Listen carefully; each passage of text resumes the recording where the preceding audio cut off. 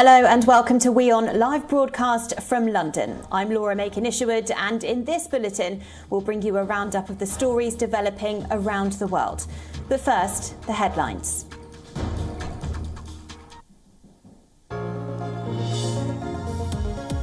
Weeks of tensions between the military and civilian figures escalate in Sudan.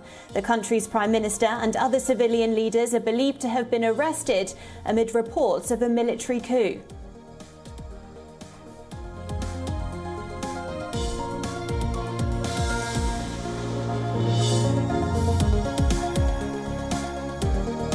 The Imran Khan government in Pakistan has agreed to drop all cases against the chief of banned terror group Tehreek-e-Labbaik Pakistan. Pakistan's parliament will also debate the expulsion of the French ambassador.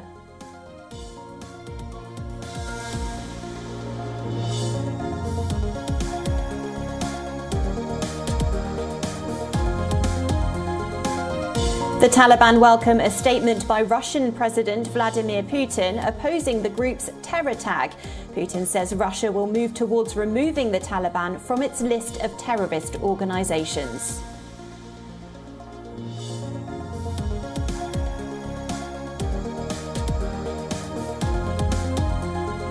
Israel unveils plans to build 1,300 new settler homes in the West Bank.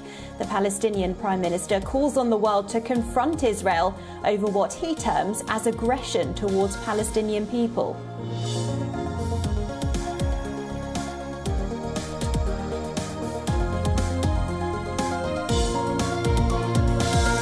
Security forces in Colombia captured Dario Antonio Usuga, the country's most wanted drug trafficker. Colombia pledges to extradite the drug lord, also known as Otonil, to the United States.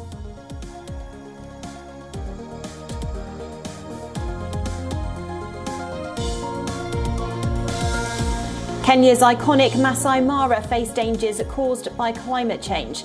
Experts say low migration of wildebeest due to reduced rainfall in the National Reserve is pushing the entire food chain at risk.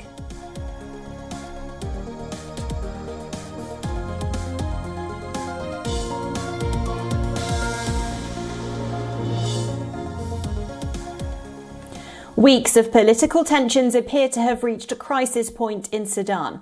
The chairman of Sudan's ruling body, General Abdel Fattah al-Burhan, has announced dissolution of the transitional government and the Sovereign Council and declared a nationwide state of emergency. He said that he would form a competent government and pledged to create numerous state institutions like a Supreme Court.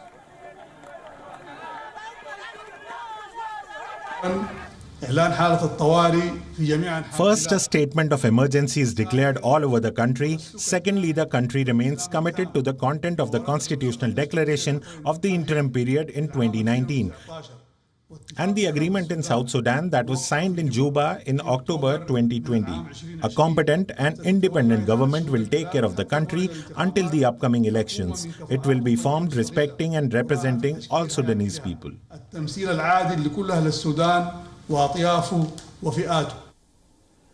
Armed forces are believed to have detained Sudan's prime minister and put him under house arrest after he refused to support a military coup. The military force stormed the house of the prime minister's media advisor and arrested him. Civilian members of Sudan's ruling council and ministers of the transitional government have also been detained. According to Sudan's information ministry, all detained leaders have been taken to an unidentified location. Internet services were cut off across the country, while several main roads and bridges connecting with the capital city Khartoum were also blocked. In the capital city, people took to the streets, setting tyres ablaze and piling rows of bricks across roads in a protest against the military move. The protesters demanded the release of civilian members of the ruling council.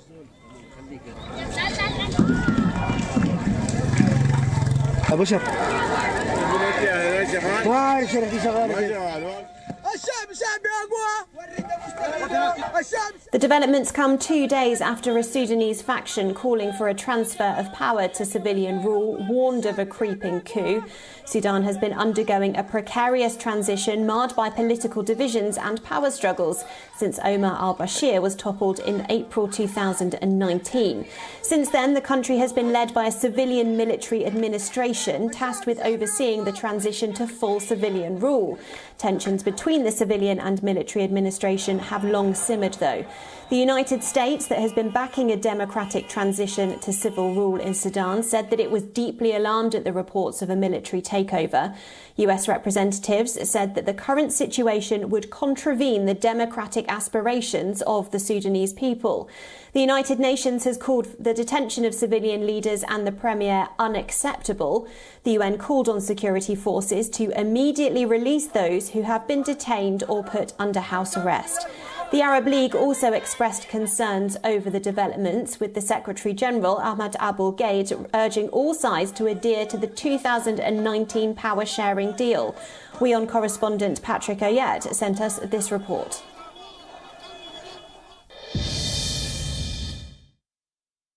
There are a lot of negative implications in regard to this military takeover. Number one is that the armed groups in Darfur, in Nuba Mountains, in Blue Nile, who are not yet really integrated into the national army, are likely to resume fighting if the military takes over. That means all that the civilian government did is likely to be dismantled. Therefore, you expect Sudan to start going back to military confrontations again. Coming to the East African region or to the Horn of Africa, Sudan has now been building good relationship with neighbors like South Sudan. The border between the two countries were closed since 2012, but now this month there has been a plan to open the border so that people can move freely.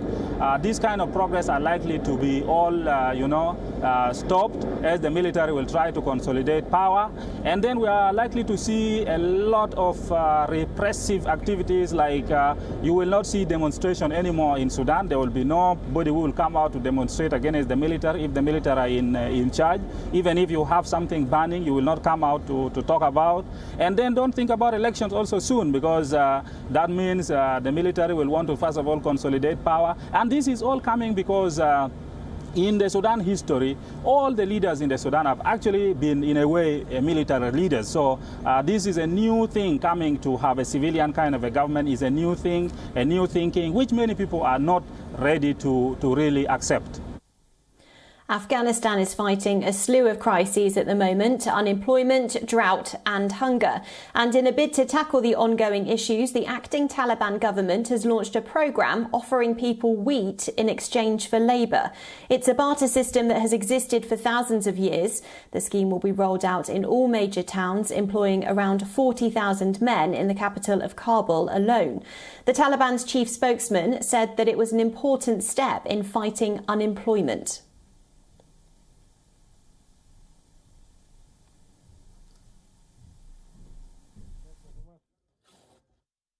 تلاش داریم که مردم ما از حالت فعلی برای در بخش اقتصادی کمک‌ها صورت بگیره. کمک‌های جهانی هم آمده، کمک‌های بشری، مواد خوراکی و البسه، او را هم تنظیم می‌کنیم که تقسیم شود. جلوی همه تشویشات گرفته میشه. The country, which is already suffering from poverty, drought, a failing economic system and electricity blackouts, is heading into the beginning of what's expected to be a harsh winter. Acting Agriculture Minister Abdul Rahman Rashid outlined all the challenges the country faces. یکی خو کرونا هست، خو این در تمام جهان به وجود آمده، و دوم در افغانستان یکی در منطقه خشکسالی است، و سوم علتش و بند شدن کمک‌های جهانی به افغانستان و بند شدن اقتصاد و سرمایه و پول که برای افغانستان داده شده در بانک‌های جهانی است. The Taliban's Food for Work scheme will not pay labourers. It targets those who are currently unemployed and most at risk of starvation during the winter. The 2-month programme will see 11,600 tonnes of wheat distributed in the capital and 50,000 tonnes in the rest of the country, including Herat, Jalalabad, Kandahar and Mazar-e Sharif. The programme was launched by the Taliban's agriculture minister in Kabul.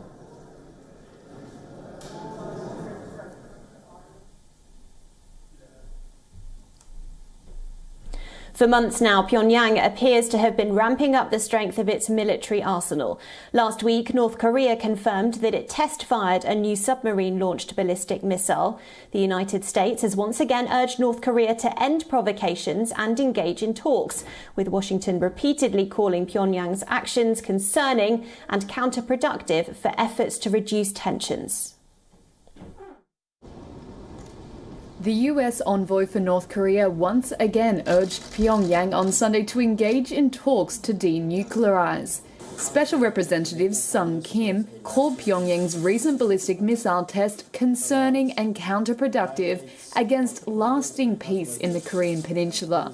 But Pyongyang has so far rejected offers to return to the negotiating table, accusing Washington and Seoul of talking diplomacy while escalating tensions with their own military activities. On Thursday, the North said the United States was overreacting to a submarine-launched ballistic missile test that it called self-defensive. That launch was one of several in recent weeks violating UN sanctions imposed on North Korea. Kim reiterated that Washington had no hostile intent towards the North, while his counterpart in Seoul, No Kyu-duk, said they had what he called a serious discussion of Seoul's proposal to formally declare an end to the Korean War. The 1950 to 1953 Korean War ended in an armistice rather than a peace treaty. South Korean officials see such a declaration as a gesture of goodwill to get talks started.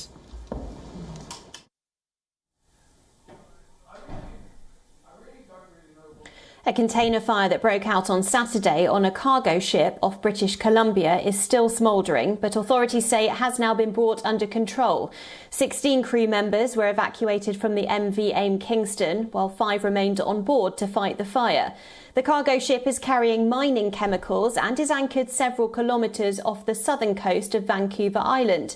Officials say the residents of the island are not in danger. A container fire off the coast of British Columbia, Canada, appears to be under control. That's according to Canadian Coast Guard Commander J.J. Brickett on Sunday. The company itself is reporting that the majority of the fire is actually out. We still see it smoldering. What they were attempting to do is let the fire burn down. In other words, the container consume itself with the fuel while keeping everything else around it cool so that they wouldn't ignite. When we are looking at the imagery, we can't see any scorching or charring of those adjacent containers. That's a really good sign. In a statement earlier on Sunday, the company that manages the container ship, Danos Shipping, said no injuries had been reported. 16 crew members were evacuated from the MV Zim Kingston after the fire broke out earlier in the weekend, while 5 remained on board to fight the fire.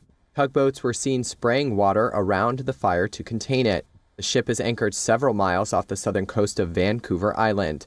Officials have ensured that residents are safe and commercial ports are still in operation. Canada's Coast Guard said it's been working with its U.S. counterpart to track 40 containers that had fallen overboard after bad weather on Friday, more of which is expected to hit the region Sunday. Mariners are advised to stay clear of the area. In just a few days from now, world leaders will gather in Glasgow for an historic summit, which is billed as humanity's last best chance to get climate change under control.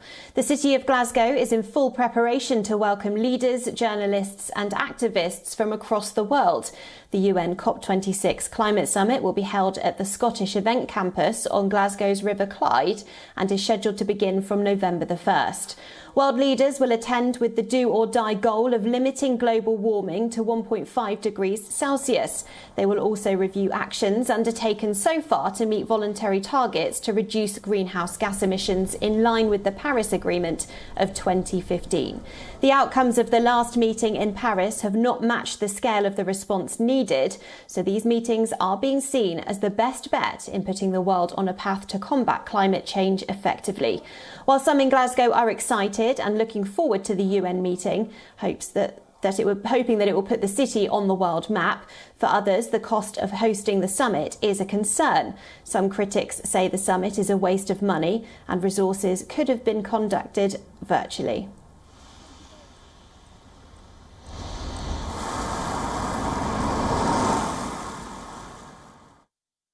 No, I feel like it's kind of that thing that just needs to happen now. I feel like we need to pull together and actually do something about climate change and just how the world's going, because with the way that is going right now, it's not great. I feel like the leaders coming in, we need all of this, we need the attention, we need to focus on this is a point that we need to, push forward, we need to sort this out now, because the longer you leave it, the worse it's going to get. So no, I am excited that it's coming here and I think it needs to be done. I have no real concerns about the number of people come to Glasgow. I appreciate there'll be some minor disruption for the city. I think that's a small price to pay for what I hope will be a meaningful conference and something that actually makes some material difference in addressing the challenges that we face in climate change. I think it's a complete waste of money. The number of people, I've been working on Zoom calls to Australia, to Houston, Texas. Why are they coming here? Why is the Japanese sending an empty aeroplane to check whether they fly to Glasgow or Edinburgh? What's the best one? It's a complete waste of money. I just don't agree with it. Meanwhile, in London, a group of around 150 cyclists set off on the first leg of a planned ride to Glasgow to raise awareness about climate change. The event aims to cover 475 miles within 7.5 days to reach Glasgow for the opening of the COP26 summit.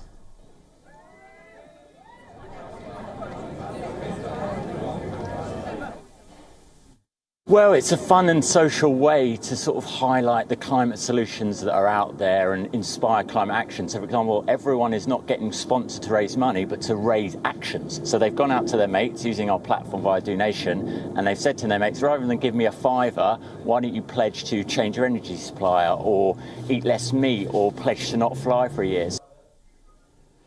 The world's top oil exporter, Saudi Arabia, has set a new target for itself ahead of the COP26 summit.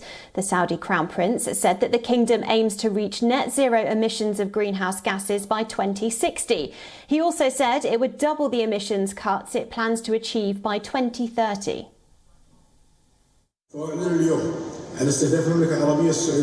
Saudi Arabia's Crown Prince said the country aims to reach net zero emissions of greenhouse gases by 2060, 10 years later than the United States. Saudi Arabia is the world's top oil exporter. Crown Prince Mohammed bin Salman and his energy minister said the country would tackle climate change, but also stressed the continued importance of hydrocarbons and said it would continue to ensure oil market stability. He said it would double the emissions cuts it plans to achieve by 2030. They were speaking at the Saudi Green Initiative ahead of the COP26, the UN climate conference in Glasgow at the end of the month, which hopes to agree deeper global emissions cuts to tackle global warming. The United States is committed to achieving net zero, meaning that it emits no more greenhouse gases than it can capture or absorb by 2050. But China and India, the world's second and third biggest emitters, have not committed to this timeline. Though almost invisible to the naked eye, plankton are the foundation of the marine food web. The tiny organisms carried on the tides produce much of the oxygen we breathe, as well as playing a crucial role in the global carbon cycle. But recent studies have shown that as climate change heats the seas, plankton are on the move, which could have a potentially profound consequences for both ocean life and humans. Just off the shores of Plymouth, in the southeast of England, this research vessel is hoping to collect a sample of the microscopic life that is teeming below the waves. Scientists use a continuous plankton recorder, or CPR, which they submerge underwater and tow behind their boat. Once it's hauled back out of the water, marine scientist Claire Austell looks to see if they have caught any of the microorganisms on the silk scrolls within. You can see a little bit of green coloration on the silk. That's the phytoplankton in the sample. And if we were to look under a microscope, we'd see all sorts of zooplankton and phytoplankton, lots of different species in the water column. For 90 years, CPR machines have been towed behind hundreds of boats in every ocean, studying the equivalent of nearly 400 circumnavigations of the planet. In the last few years, scientists have been using the data to see how climate change has been affecting our oceans.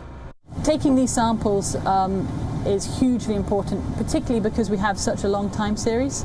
So, particularly because we're able to look at the trends over at least 30 years. So now we have 60 years, up to 90 years of consistent data. We can see trends in warming, in the changes in the acidity of the oceans, how that's impacting food webs, which new species are coming into the area. So these are the kind of key things that we're looking at. Back on dry land, scientists look through the samples and identify the different species of plankton they collected. There are two main types: phytoplankton, diverse plant-like cells commonly called algae, and zooplankton, animals like krill and the larvae of fish, crabs and other marine creatures. Both are crucial players in the ocean's food chain, but phytoplankton are also behind nearly half of the world's oxygen and help trap at least a quarter of CO2 emitted by burning fossil fuels. But like many marine animals, plankton have been on the move, heading for cooler areas like the Earth's poles. Smaller warm water plankton are also replacing the more nutritious cold water ones, meaning the species that feed on them need to adapt or move too. If we think about global warming and a warming ocean, we've seen that can have direct, rapid responses on the plankton, particularly the zooplankton, causing them to change in their seasonality, causing them to change in their nutritional quality and the areas where you find them. So we're tending to find that they're shifting out of their normal ranges, which then has an impact on fish that like to eat them. According to a leaked report by the UN's Intergovernmental Panel on Climate Change, due to be published next year, the total quantity of phytoplankton is predicted to fall by around 1.8 to 6% over the next century, depending on greenhouse gas emissions. Because of plankton's outsized importance, even such modest reductions could mean an eventual loss of up to 17% of marine life. The COVID-19 pandemic has hammered the hospitality industry. In Bangkok, an order banning alcohol at pubs, bars and restaurants has resulted in revenue dropping to less than 50% of what it was before. So how are the bars in Bangkok surviving this economic downturn? Our next report gets you all the details. The Thai capital of Bangkok was hailed as a party paradise. Its nightlife full of pub crawlers who went from one pub to another to enjoy a sip of good life. But that was until the COVID-19 pandemic brought the world to a standstill. Now, to control the spread of infections, Bangkok has allowed bars to function at just 50% of their capacity, besides introducing a strict ban on liquor being served. But how can bars survive without serving alcohol? To get around this, bars in Bangkok are serving a concoction of kratom,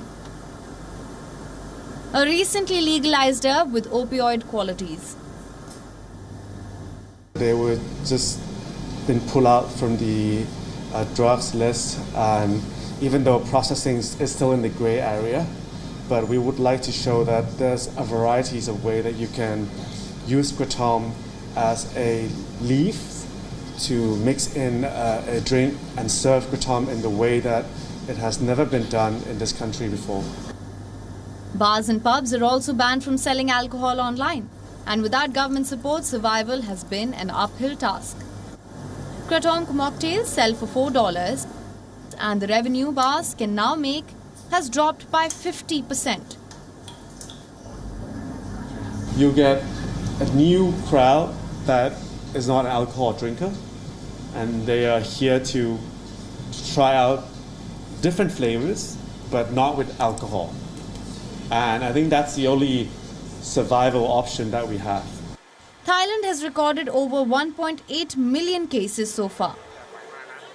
With just 38% of the people having been vaccinated, it will be some time before restrictions are eased and things return to normal. Bureau Report WION, World is One. Well, that's all we have time for today on WION's live broadcast from London. But for more global news and updates, stay tuned to WION, World is One.